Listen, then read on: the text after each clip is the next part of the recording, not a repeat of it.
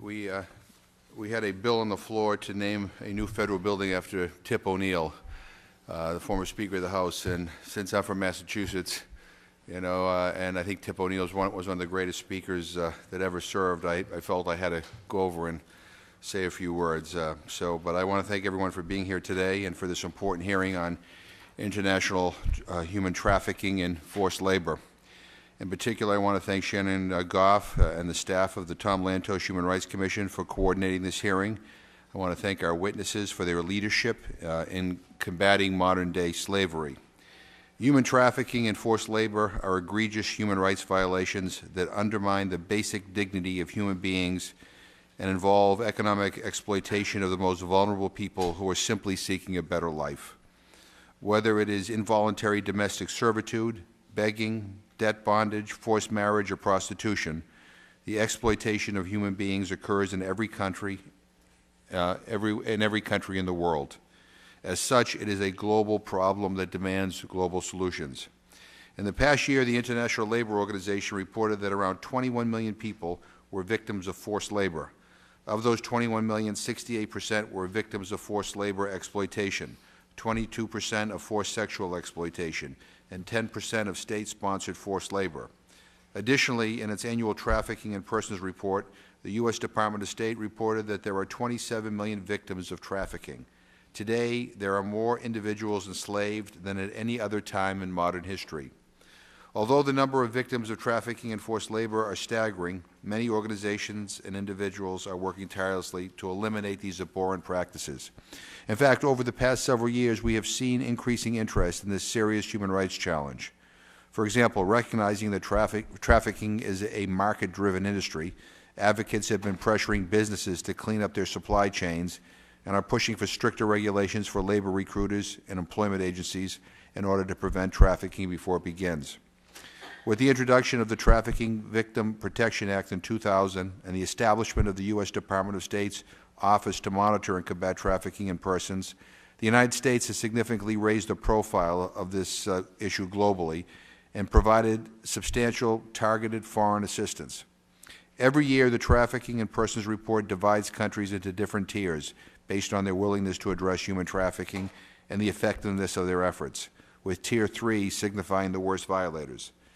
This tier system has had a valuable impact in many countries where governments have worked harder to combat trafficking in order to avoid being classified as Tier 3. I want to express my appreciation to Secretary of State Hillary Clinton and Ambassador Louis C. DeBaca and the staff of his office for their passion and commitment to address these human rights violations and provide help and support to the victims. But I'm sure that he would be the first to say that there is still so much more that needs to be done. The U.S. government must focus heavily on implementing existing policies, such as President Obama's recent executive order strengthening protections against trafficking in persons in federal contracts, to ensure that they are effective. The U.S. government should also play a significant role in supporting global initiatives to address trafficking, such as the ILO Convention on Decent Work for Domestic Workers. In addition, Congress must come together to pass the Trafficking Victims Protection Reauthorization Act. This bill, which reauthorizes the cornerstone of U.S. policy on trafficking, is essential if the U.S. is to remain a leader in the movement against modern-day slavery. Today's hearing will examine trends in human trafficking and forced labor across the globe, with particular focus on countries where the problem is most acute. I hope this hearing will also help identify some of the positive developments in this field, as well as highlight key initiatives that are having a positive impact on the ground. Above all, because trafficking is a problem with global scope, the international community must remain vigilant in its efforts to develop and implement effective policies to combat the practice and protect its victims. It is now time to hear from our witnesses, and I would like to submit into the record any oral testimony along with written testimony provided by the witnesses today. I would also like to submit Polaris Project's National Human Trafficking Resource Center's 2011 annual report for the record. The first witness I would like to welcome is Ambassador Louis C. DeBaca of the U.S. State Department's Office to Monitor and Combat Trafficking in Persons. I appreciate, again, your leadership, and it's wonderful to see you again. And if you will please begin, we're eager to hear from you.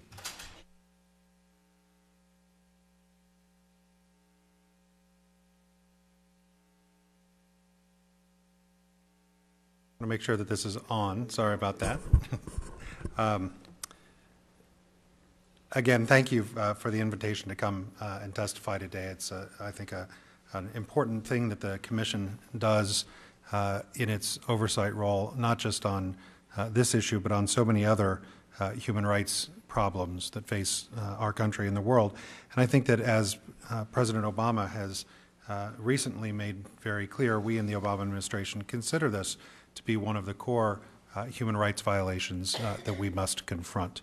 And we don't use that term lightly. We don't bandy it about willy-nilly. We think that this is a crime, it's a development issue, and at the end of the day, it is a human rights crime. The man whose life and work inspired this commission, Congressman Lantos, embodied the American spirit in fighting against modern slavery as himself a victim and a survivor of forced labor, factory work at the hands of the Nazis, but also the work that he did then to understand and confront this crime around the world. And it's in that spirit, especially, that it's an honor to work with the Commission to carry out Tom Lantos's work of advancing human rights and the cause of free and fair labor. Let me say more generally what a pleasure it's been over the last 4 years advancing our work on human trafficking issue with colleagues across government, whether the counterparts at partner agencies or supporters of our efforts on Capitol Hill. And since the start of the modern anti-trafficking movement more than a decade ago, we've seen consistent bipartisan support. I'm happy to say that we've built on that tradition in recent years. This issue continues to garner focus from the highest levels of government, just as President Clinton made his mark by signing the Trafficking Victims Protection Act in 2000. As President Bush carried that momentum forward, President Obama has made that fight against human trafficking a priority for his White House. As we heard in his speech at the Clinton Global Initiative meeting in September, he's committed in the fight against modern slavery, whether trafficking for commercial sex exploitation or, as we're discussing today, forced labor.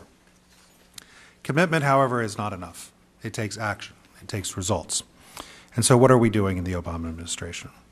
We're pressing ahead with practices that have shown the best results, ramping up victim identification efforts, seeing the prosecution of more traffickers here at home and around the world. We're providing services to survivors and working to train law enforcement and justice officials around the world. We're keeping track of this problem and how well the governments are fighting it through the annual Trafficking in Persons report, and we appreciate your kind words, but also the challenge to continue to improve and engage through the report. The State Department works with our partner agencies across the USG to make sure that people who travel to this country on non-immigrant visas are aware of their rights.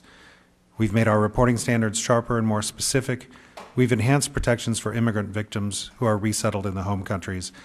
Our partner agencies have established programs for unaccompanied alien children, implemented new family unification measures, and are incorporating trafficking offenses in the Unified Crime Reporting Statistics, all of which were tasked for us during the last authorization in 2008. And we certainly share your concern that Congress to date has not been able to reauthorize that legislation. Regardless of whether we have authorizing legislation or not, though, we will continue this work and we will continue to implement this law as it has been passed on the bipartisan level 4 times in the last 12 years. When we look at the scale of the problem, and it ranges from that ILO estimate of 21 million people to the higher ends, 27, maybe even 28, depending on some of the different researchers out there, we realize that the future of the struggle depends on new innovations and fresh approaches. So we're also focused on developing those new ideas for dealing with this crime, addressing a culture that addresses modern slavery as just somebody else's problem, or a mentality that boys will be boys, or that the low cost of a product comes somehow at no cost to the worker.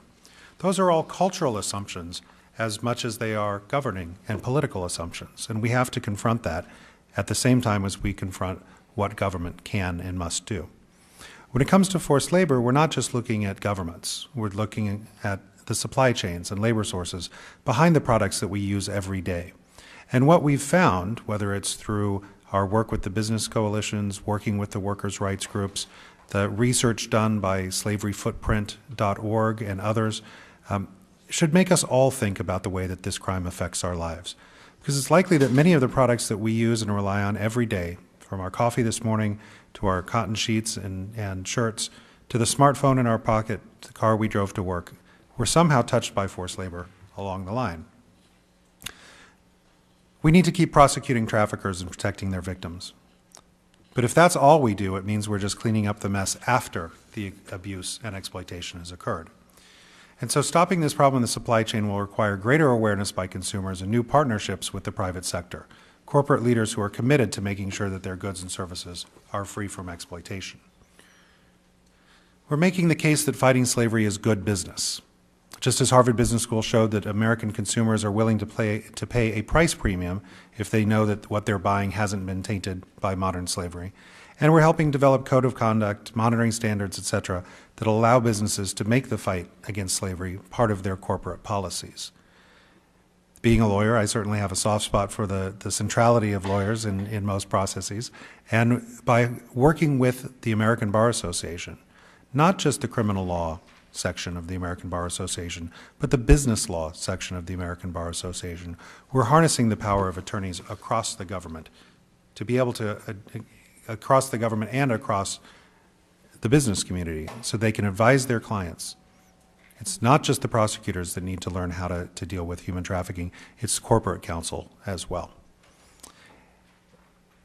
Having described this out in the private sector, it's important then to turn back inwards. We believe that we need to lead by example. The U.S. government is one of the largest purchasers in the world, and if we're going to tell companies and consumers that they need to care about modern slavery, we're going to have to hold ourselves to the same standard. That's why the President signed the executive order that you mentioned that provides more extensive prohibitions and protections for U.S. government purchases to make sure that our tax dollars, your tax dollars, are not being used to support human trafficking. In effect, it tells companies, if you want to do business with us, modern slavery is a problem that you need to confront as well. These are important steps, but they're only a start. And if we continue to support this effort with the resources, with the support it needs, we'll be able to enlist more partners in the struggle, develop new tools for fighting the crime, and move closer to the world that we want to live in, a world free from slavery. Thank you again, Chairman, for your invitation to testify today, for your support throughout the years, and for the work that you and others on the Lantos Commission are doing as our partners in this most American fight, the fight for freedom. Well, thank you very, very much, Mr. Ambassador, and again, I appreciate your incredible work and the work of your office on these issues. It's important that we do these hearings on a regular basis because, you know, with all that's going on in the world, it's easy to get distracted. And yet this is one of the most horrible kind of human rights violations that continues to exist. I just got a few questions here, and they're not ranked in any particular order of importance, but just kind of what comes to my mind first. So you know, I've done a lot of work in human rights work in Colombia, and this is what kind of prompted this question here. If you could describe for me how the United States helps countries confronting increased human trafficking, especially in areas of forced labor and sex trafficking where local police are problematic and judicial and other systems are weak, especially in the more rural areas. One example of a country that I think is trying to do the right thing but also faces huge challenges is Colombia. The newspaper El Tiempo, which is Colombia's major newspaper, reported earlier this month that its new hotline has received 8,000 reports about human trafficking this year so far through September. That's already equal to last year's total reports.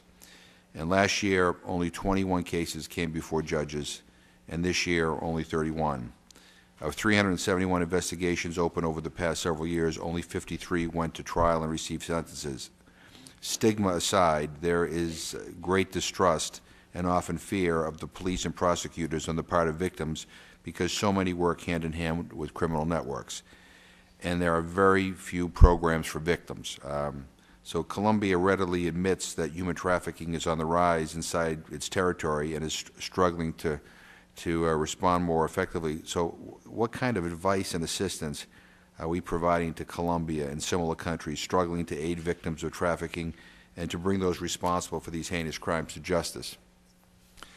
Well, Colombia is something that we've spent a good bit of time on this last year. For the first time, the issue of human trafficking was part of the high-level strategic dialogue that we held with our Colombian counterparts. To date, security issues had typically been along the lines of narcotics or the Civil War, and frankly, human rights issues had often been whether on the labor side with the unionists and some of the problems that my counterparts in Department of Labor have dealt with so much over the years, but also the notion of the extrajudicial killings and other things in the course of dealing with the FARC. This was the first time that human trafficking was incorporated into the strategic dialogue, and I think that speaks well to the willingness of the Colombians to start to confront this. I think that what's happening is there's a growing recognition in Colombia that it's not just the women that are leaving and going overseas and being abused, which is where so much of their focus had been. And we're seeing that, I think, with these increased numbers of the hotline calls. Local people in Colombia, that's where your labor trafficking ends up happening. It's not necessarily Colombians in other countries, the way that you see Colombian women in Japan, Colombian women in Spain in the sex industry. It's folks on a flower farm in Colombia. It's the little maids working in the capital city. I think there's a cultural shift that's having to take place, and we've seen that with our counterparts from the Ministry of Justice and Ministry of Interior. But I think it's going to be a little while coming because their focus has been to date so much outward. And that makes sense. That was how people thought of trafficking for a long time. But now I think that with the ILO reports, with all these other things, countries around the world are starting to recognize that trafficking is not just something that happens to your people when they're in another country. Trafficking's happening at home. Mm-hmm. We want to share our ways of investigating those cases, whether it's through police exchanges, training and technical assistance, et cetera, with the Colombians, because they are a partner for us in so many other law enforcement areas in northern part of Latin America, and we want them to be able to be a model for other countries. And programs to help guide the victims too, I think, is important in a place like Colombia, where again there's this great distrust that still exists with the security forces. But I thank you for I'm glad that you're focused on the situation going on in that country. You mentioned that trafficking is not just a problem halfway around the globe, that sometimes it's halfway down the block. And the last time you were here, we talked about some of the trafficking challenges here in the United States, and the Trafficking in Persons report began including the U.S. in its rankings, I think, back in 2010. And to me, that's very important, because I think it's important for us to send a signal to the rest of the world that we're holding ourselves to a high standard here. That this is not just about you; it's about us too. This is a global problem, and we're part of the globe. And so we have some things to do in our own country, and I'm particularly glad that the U.S. is in the rankings. I guess has the U.S. been able to serve as a model for other governments who might be trying to improve their record on trafficking and forced labor? And just maybe you can kind of give us a quick summary of kind of where the biggest challenges still remain here in the United States, where we need to focus more attention. Well, I'll start with the example for other countries, and then segue into the latter. It struck me last year when I was in Malaysia, in the Ministry of Interior offices, and we walked in, and I'd been there about a year before, and had some frank conversations with our Malaysian counterparts, good prosecutors who wanted to do the right thing, a system that wasn't necessarily set up to allow them to do that. And we walked into the conference room, and they and one of the non-governmental organization representatives were sitting there together. We were pleasantly surprised that somebody from the NGO was actually in the police office. And we asked them, what is it that you're hoping to accomplish? And they said, we want to set up a Houston-style task force. So this is in Kuala Lumpur, and they wanted to set up a task force like what we've seen with the U.S. NGOs, government, working together from the beginning of the case. That's very cutting edge, and that's not the norm in many countries. One of the reasons why I think it struck me so much in Malaysia is that, like many parts of the Commonwealth, they still have the Official Secrets Act, and people get arrested without habeas corpus in the early stages of a case. That's not necessarily where you'd expect to see a human rights advocate and a police officer working together. I think that that's just one example. The Houston Task Force is I think, certainly a model not just in the United States now, but around the world. We're seeing that happening around the globe as we bring people here, as we put technical assistance out in the field. As far as here in the United States, I think specific to labor trafficking, there's two things that come to mind. First of all, a study that came out earlier today, and we'll try to get that up to you quickly, from the Department of Justice, National Institutes of Justice. It's just a couple of hours old, and I haven't seen anything other than the executive summary. But it's specific to San Diego County, California. And they found that more than 30% of the migrant workers that they talked to, of the undocumented aliens that they talked to, had a passport taken away to keep them from running, had been beaten or threatened by their employers to keep them from leaving. More than 30%, basically, victims of human trafficking. And I think that that's something that people were shocked to find, that it wasn't just in agriculture, it wasn't the stereotype of the migrant workers in the fields, it was construction workers, janitorial services, et cetera. And if that's just one snapshot of one county in the United States, I think it'll be interesting to see how this gets replicated. And kudos to the Department of Justice for funding this study.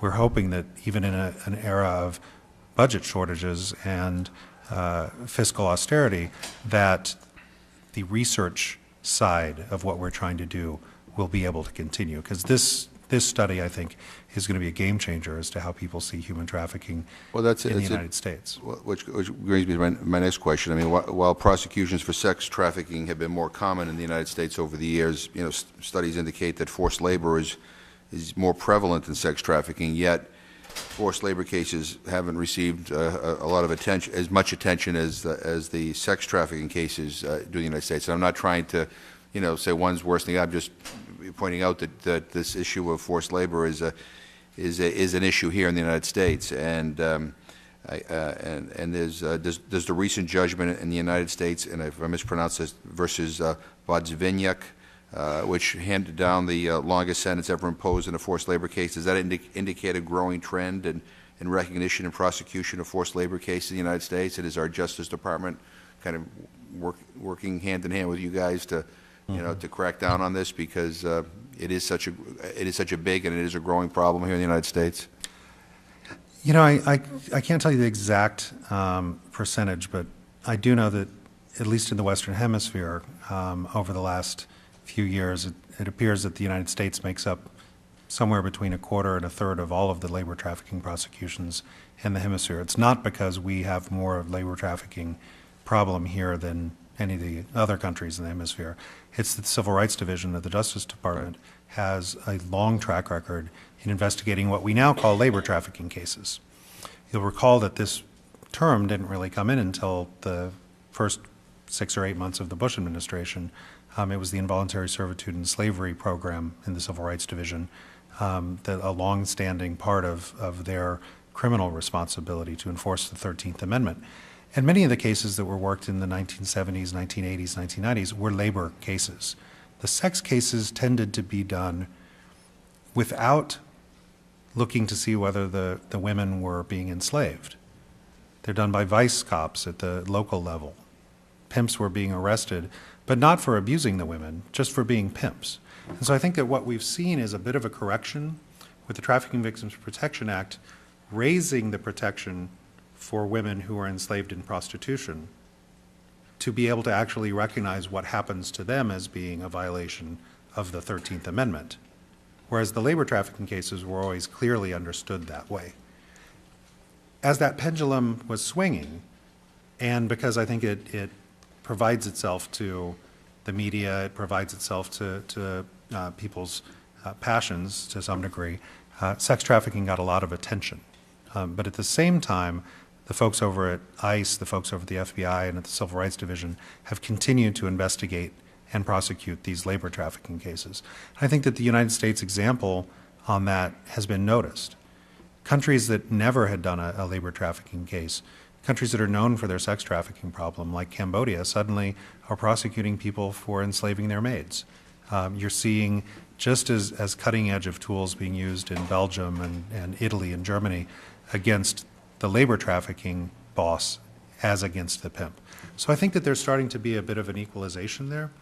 One last thing, there was a study by Northeastern University recently that indicated that whether a task force in the United States did labor trafficking cases or sex trafficking cases was largely dependent on who was it that applied for the federal task force money. If it was a vice squad from a local police office, then almost exclusively they worked sex trafficking cases. And that makes sense because the vice squad's job is to go out and patrol prostitution. If it was a rural county, it was more likely to have farm workers. It was more likely to have labor trafficking cases. So I think that armed with that, we can now go back to, whether it's the task force structures or otherwise, and start encouraging, say for instance, the Los Angeles police or the Oakland police, not to just have this in their vice unit. Mm-hmm. They just have it in the vice unit, they're only going to find sex trafficking cases. They won't be finding labor trafficking cases even in the related sex industry, because we know that there's labor trafficking cases in strip clubs. We know that there's labor trafficking cases where women who are enslaved in a non-sexual workplace end up being raped and sexually abused by their bosses. We want to make sure that we're finding the whole victim rather than necessarily saying sex trafficking goes here, labor trafficking goes there. And I think that this ability of countries now to address both sex and labor trafficking equally is coming up with new ways to address both better. Just a couple of more questions. Obviously, one of the things we're interested in is figuring out, concretely what should we be doing. I mean, we talked about, the need to pass the Trafficking Victims Protection Reauthorization Act, which is, to me, which I think that we should do. But it is, as you know, with some of the issues that have been raised around it are, in terms of kind of concrete things that we should be doing that we're not doing right now, whether it's regard to the United States specifically or internationally, I mean, how do we help you? Obviously, we don't want to eliminate your budget and sequestration, so that's a given. But I mean, beyond that, assuming we move beyond all those issues, what should we be doing here? I mean, how can we be more helpful to you and to your efforts? Congressman, I think that first of all, we know that up is the new, or that flat is the new up in appropriations language. I miss Tip O'Neill. I think we like up is the new up if we had our druthers, but we're going to make every dollar that we get go a long way, and I think that one of the ways that we do that is through bringing in partners to be able to leverage the money we have. We've got only about $20 million worth of foreign assistance funding for the trafficking office, which is less than we will spend in a weekend to set up a refugee camp in a war zone. And given the enormity of the problem, it really is quite minuscule. I mean, I say that. I'm saying guarded, you don't have to say that. I say that guardedly because the work that we do in the State Department, whether it's with internally displaced persons or refugees or others, is important work. But I think that we do have to recognize that we are going to stretch every dollar that you give us, whether it's $20 million or whether it was a different figure. And what we've done, I think, as a result is that we've been able to get a lot of efficiencies from those, whether it's through cost shares, bringing in companies that want to participate, bringing in the tech world to try to figure out what the tech solutions are on some of these things. Breaking the backs of the labor recruiters who right now have a monopoly on information. Before people even get on the airplane to go to the Gulf from Indonesia or the Philippines or where have you, they're already in debt bondage because they've had to take out loans for 10 years worth of salary. perversely, the threat that holds them in service is the threat to fire them, because then the worker would not be able to earn the money to repay the debt.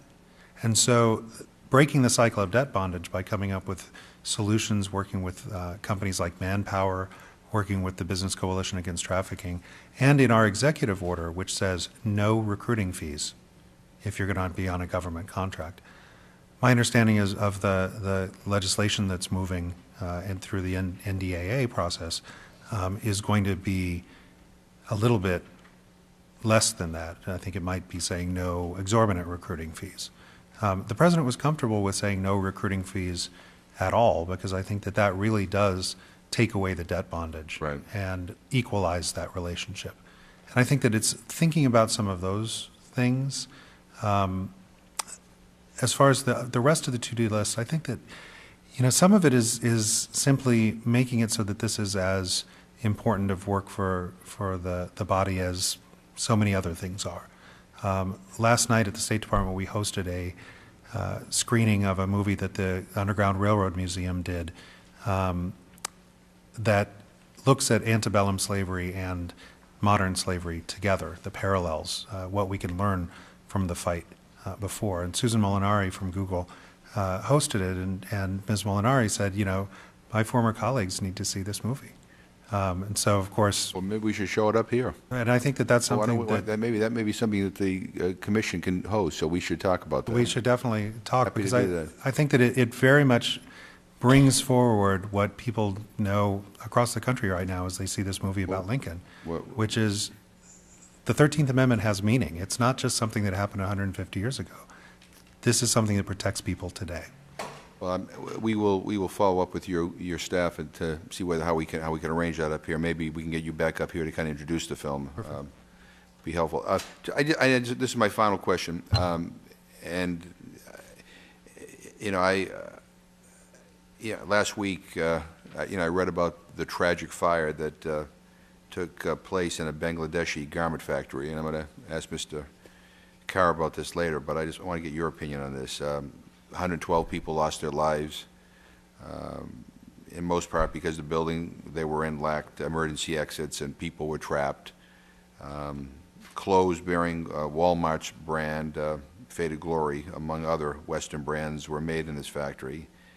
And I'm not sure whether or not it's been determined whether these people are victims of forced labor, but this type of tragedy raises questions about trafficking and exploitive labor practices and human rights abuses, and you know, and also raises questions about, you know, what. And again, I'm not here to beat up on Walmart, because, you know, I mean, Walmart's that's not the point of this. But the question is, companies like Walmart. I mean, it would seem to me that they need to figure out ways to improve, you know, their supply chain monitoring to ensure that they're not affiliated with human rights abuses like this. And you know, we'll talk to the next panel about this as well. But I read about this. It's just awful, and I just wanted to give you a chance to comment on what your thoughts are. I think that this fire, much like the recent fire in Pakistan and the recent fire in Russia, unfortunately shows that the self-monitoring and the kind of industry-led work on supply chain issues around conditions doesn't necessarily always catch the abuse and prevent the abuse. And I think that, you know, the one concern that I have is, as I look back over the last 15 years, is, you know, there was a very organized, voluble, and passionate anti-sweatshop movement in the late 1990s that didn't really talk an awful lot with Mr. Smith, with Paul Wellstone, with Sam Gadenson, with Sam Brownback, the sponsors of the Trafficking Victims Protection Act.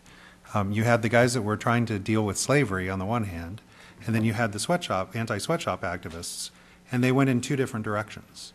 And I think that what we're seeing now is that there's a need to look at these through the same lens.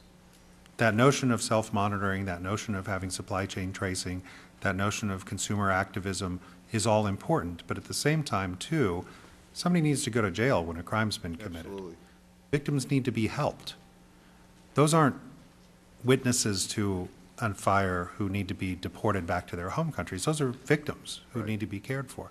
I think it's bringing the ethos of those two different, I would say same, efforts, but for whatever reason they became different efforts. And I think that we have an opportunity now, we owe it to the people who died in Bangladesh, but even more so, the people who we weren't talking about 2 months ago from Pakistan, the ones from Vietnam who went to Russia thinking they were going to get a better life and ended up dying in a fire. We owe it to all of these workers who we'll never hear about to actually address this and once and for all bring these two policy and political movements together so that we can actually make a dent in it. Well, and I'm not going to pressure for this here today, but if you can think of some concrete things that we can do to make that happen, you know, I'd be very interested in hearing from you on that. Well, we're certainly trying to pull together the various parts of the State Department. This is something that, you know, the folks that do the economic work have some of those contacts. The Democracy, Rights, and Labor have some of those contacts. We have some of those contacts. But Secretary Clinton said to me on Monday, you know, we've got to stop just responding to this. It has to be, we have to do something for real. And I think that her commitment to this is the department's commitment to this, and certainly mine. We need to get to the bottom of this. I thank Secretary Clinton, and I thank you for your service and appreciate you being here today. Thank you, Mr. Thank Chairman. you.